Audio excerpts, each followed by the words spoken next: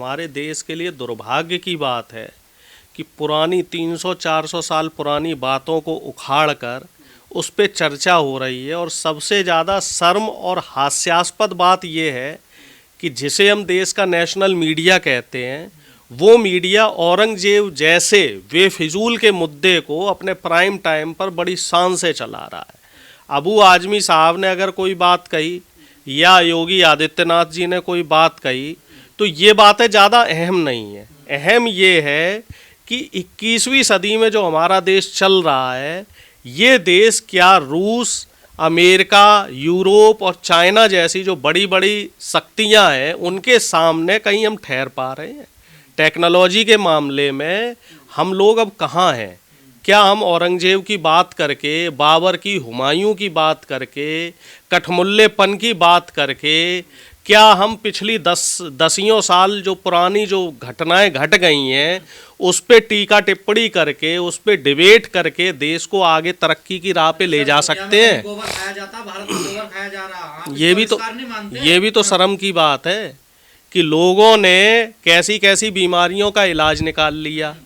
जहां रूस ने कैंसर का इलाज निकाल लिया, कैंसर का वैक्सीनेशन तैयार किया है, आप गोबर और गोमूत्र में फंसे हुए हैं। जहां अमेरिका स्पेसशिप से जीवित जो है टूरिस्ट को भेज रहा है, मंगल ग्रह के पे भेजने की वहाँ तैयारी चल रही है, नई नई गैलेक्सियों की खोज करी जा रही है, कृत्रिम हमारी बॉडी में ऑर्गन्स फिट करने की बात करी जा रही है, और हम लोग पीछे जा रहे हैं। हम लोग आगे नहीं जा रहे टेक्नोलॉजी में, हम लोग पीछे की तरफ जा रहे हैं। कौन है, औरंगजेब है या फिर? देखिए, हम तो विज्ञान को मानने वाले हैं। चाहे शिवाजी महाराज की बात करी जाए या औरंगजेब की बात करी जाए, वो मध्यकालीन जो भारत था उस समय सत्ता की लड़ाई चलती थी। अब अगर हम शिवाजी महाराज की बात करें तो उनके जो सेनापति थे वो शेर खान थे। उनके जो 10 अंगरक्षक थे शिवाजी महाराज के, उनमें से 3 मुसलमान थे। और अगर हम बात करें औरंगजेब की तो सर्वविदित है कि उनका सेनापति जय सिंह था। और शिवाजी महाराज की जो लड़ाई हुई थी तो वो हिंदू वर्सेस हिंदू ही हुई थी। कोई ऐसा नहीं था कि औरंगजेब की जो सेना है उसमें सारे के सारे मुसलमान या मुल्ले ही थे, या शिवाजी महाराज की सारी सेना में सब जो है सनातनी हिंदू ही थे। तब ऐसा कुछ नहीं था। वो दौर था सिर्फ सत्ता हथियाने का दौर। अगर महाराणा प्रताप को जंगल भाग के जाना पड़ा अकबर के दौर में, तो आप ये देखो कि महाराणा प्रताप की लड़ाई किससे हुई थी? अकबर से नहीं हुई थी, मान सिंह से हुई थी। तो अब इस पे अगर हम अकबर पे टीका टिप्पणी कर रहे हैं, हम औरंगजेब पे कर रहे हैं, तो सवाल जय सिंह पे भी उठने चाहिए, सवाल मान सिंह से भी उठने चाहिए।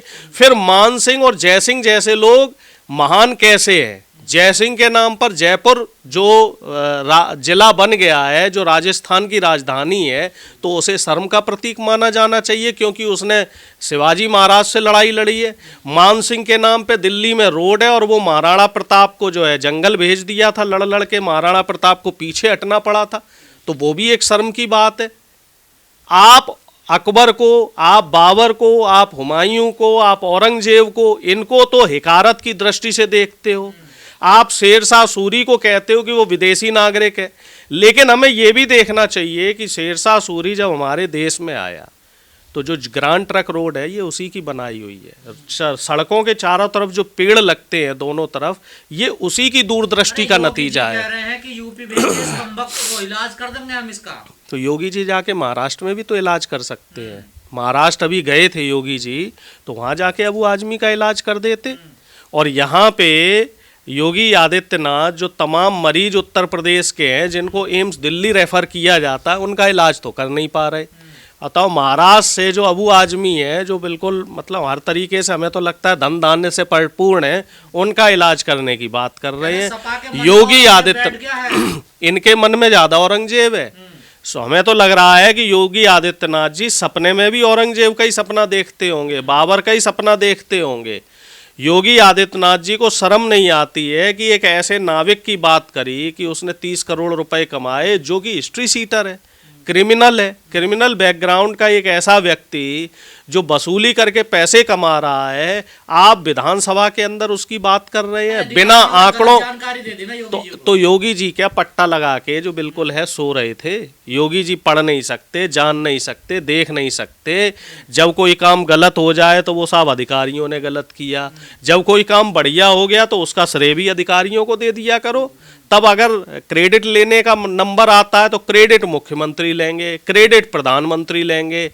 जब झंड कराने का नंबर आएगा, जब उसमें कमी निकलेगी, अब रेलवे, दिल्ली रेलवे में जो घटना हुई, भगदड़ हुई, तो अब कह रहे साहब अधिकारियों की लापरवाही है। भैया वहाँ रेल मंत्री की कोई नैतिक जिम्मेदारी नहीं है। ऐसे ही अगर यहाँ पर गलत इंफॉर्मेशन दी गई है तो उसका ठीकरा भी योगी आदित्यनाथ के सर फूटना चाहिए। मंदिर तोड़े थे। औरंगजेब के समय में एक बात बड़ी प्रचलित है, भाई उसने मंदिर तोड़े या मस्जिद बनाई या नहीं बनाई वो बात मुझे नहीं मालूम, लेकिन जिस बात के बाकायदा प्रूफ है वो दो बातें मैं आपसे साझा करना चाहता हूँ। पहली बात तो ये कि औरंगजेब महिलाओं का बहुत सम्मान करता था और ऐसी कई किस्से कहानियाँ हैं जिसमें वो महिलाओं को बचाने के लिए उसने कई राजाओं से लड़ाइयाँ भी लड़ी हैं और कई अपने सिपह सलार को भी मारा है। और एक जो बात है औरंगजेब के लिए वो बड़ी फेमस है कि औरंगजेब ने अपने शासनकाल में गौ हत्या बिल्कुल बंद कर दी थी। उनके शासनकाल में अगर गौ हत्या होती थी तो उस पर सीधा सीधा फांसी की सजा थी। औरंगजेब आपकी नजर में भाई राजा की तरह था। अब कुछ अच्छाइयाँ हर राजा में होती हैं, कुछ खामियां होती हैं। निश्चित तौर पे कुछ खामियां रही होंगी चूंकि उस समय शासन सत्ता का दौर था। कुछ खामियां देखी जाए तो भाई शिवाजी महाराज में भी रही होंगी। खामियां तो भगवान राम में भी लोग निकाल लेते हैं, भगवान कृष्ण में भी लोग निकाल लेते हैं। खामियां तो बाबा साहब भीमराव अम्बेडकर में भी लोग निकाल रहे हैं कि बाबा साहब ने ये कर दिया वो कर दिया। अब लोग उनकी बदौलत यहाँ बराबरी पे बैठे हुए हैं, बोल पा रहे हैं, बोलने की आज़ादी हमारे देश के संविधान ने दी है। अब वही लोग बाबा साहब को भी गालियां देते हैं कि बाबा साहब ये गलत कर गए। तो कमी निकालने वाले हर व्यक्ति में कमी निकाल लेते हैं, कमी तो कहीं भी निकाली जा सकती है। लेकिन सर औरंगजेब, बाबर, इनकी जब बात आती है तो एक डिबेट शुरू हो जाती है। दूसरी तरफ जय सिंह, मान सिंह, इनका जो है नाम नहीं लिया जाता, इनका जिक्र नहीं लिया जाता है, क्या कारण है? देखिए ऐसा है साहब, जब बाबर का, हुमायूं का, अकबर का और औरंगजेब का जिक्र होगा तब ऐसे जय सिंह, मान सिंह, राणा सांगा ऐसे लोगों का भी इतिहास में जिक्र होगा कि जिन लोगों ने इन मुगल शासकों को, इन मुसलमानों को यहाँ आने की दावत दी। आप हमें ये बताइए कि बाबर को तो इल्म ही नहीं था कि हिंदुस्तान भी कोई ऐसी जगह है। यही के राजा तो उन्हें न्योता देने गए थे। और राजा क्यों न्योता देने गए थे? क्योंकि दिल्ली का जो शासक था वो उनसे मजबूत था। उन्हें ये लगा कि लुटेरे लोग हैं, यहाँ से आएंगे, दिल्ली में लूटपाट करके चले जाएंगे। जब ये राजा यहाँ का दिल्ली वाला लुटपिट जाएगा तो हम यहाँ दिल्ली में शासन कर लेंगे। अब बाबर था समझदार, बाबर ने यहाँ देखा कि लूटपाट करने आए हम, अब यहाँ से हम जाएंगे तो जाने का खर्चा लगेगा और फिर हमें कहीं और लूटपाट करनी पड़ेगी। ये देश बहुत बढ़िया है, यहाँ तो हर तरीके के साधन संसाधन है, क्यों ना यहीं बस जाया जाए। कहानी तो यहाँ शुरू हुई। और उन्होंने, चूंकि वो लोग टेक्नोलॉजी में हमसे आगे थे, उन लोगों के अंदर चूंकि वो अभावों में पले हैं, रेगिस्तान वगैरह में रहते थे, वो यहाँ आके बस गए। उसने आम जनता के साथ कभी किसी ने कोई जाति नहीं करी होगी।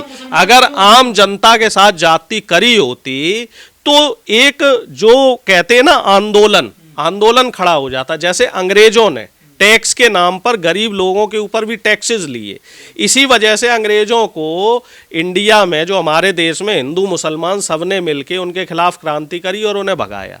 मुगलों ने ऐसे कभी, मुझे नहीं लगता कि किसी गरीब के साथ जाति की होगी। उनकी राजाओं से लड़ाई रही थी, क्योंकि वो जो दौर था वो दौर शासन सत्ता का दौर था। अब इतिहास में थोड़ा पीछे चले जाओ, भाई अशोक महान ने भी अपने भाइयों को मारा था, इसके बकायदा इतिहास में प्रूफ है। तो क्या आप अशोक महान को भी गलत शासक बताओगे?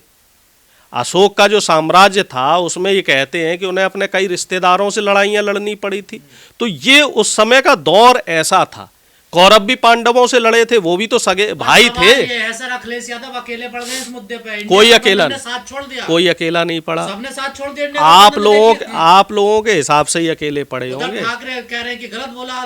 देखिए ऐसा कांग्रेस भी दूर हो गई। नहीं, आम आदमी पार्टी सब दूर हो गई। ऐसा नहीं है। ना तो अखिलेश यादव अकेले पड़े हैं और ना योगी आदित्यनाथ बहुत मजबूत हो गए हैं। कायदे में तो ये कोई मुद्दा ही नहीं है। बात होनी चाहिए कि पिछले 8 साल में योगी आदित्यनाथ ने उत्तर प्रदेश में युवाओं को कितने रोजगार दिए, इस पे तो बात नहीं हो रही। बात क्यों नहीं हो रही? क्योंकि योगी बाबा रोजगार देने में फेल हो चुके हैं। बात होनी चाहिए कि योगी बाबा ने जो 50,000 करोड़ और 5 लाख करोड़ की जो इन्वेस्टमेंट सबमिट कराई हैं 2 बार, उन इन्वेस्टमेंट सबमिट का आगे क्या रिजल्ट निकला, क्या आउटकम निकल के आया, कितने इन्वेस्टमेंट वाकई ज़मीन पे यूपी में हुआ है और कितने रोजगार सृजित हुए हैं। लेकिन इस पे बात नहीं हो रही, क्योंकि योगी आदित्यनाथ जी के जो काम है वो धरातल पे नहीं दिख रहे हैं, वो सिर्फ बयानबाजियों में दिख रहे हैं। और योगी, एक मिनट और, योगी आदित्यनाथ जी के जो पर्यटन मंत्री हैं वो अबू धाबी के एयरपोर्ट को यूपी का एयरपोर्ट बताते हैं। जो विदेशों की, इंग्लैंड की, अमेरिका की सड़कें, उनको उत्तर प्रदेश की सड़कें बताते हैं। तो जब झूठ और प्रपंच रच के सरकार की बिसात बिठाई जाएगी तो मजहब के जो मुद्दे हैं, हिंदू मुसलमान के, हिंदुस्तान पाकिस्तान के, मुल्ला मौलवी के, कठमुल्ले के, इन्हीं मुद्दों पे बहस होगी, सार्थक मुद्दों पे बहस नहीं होगी।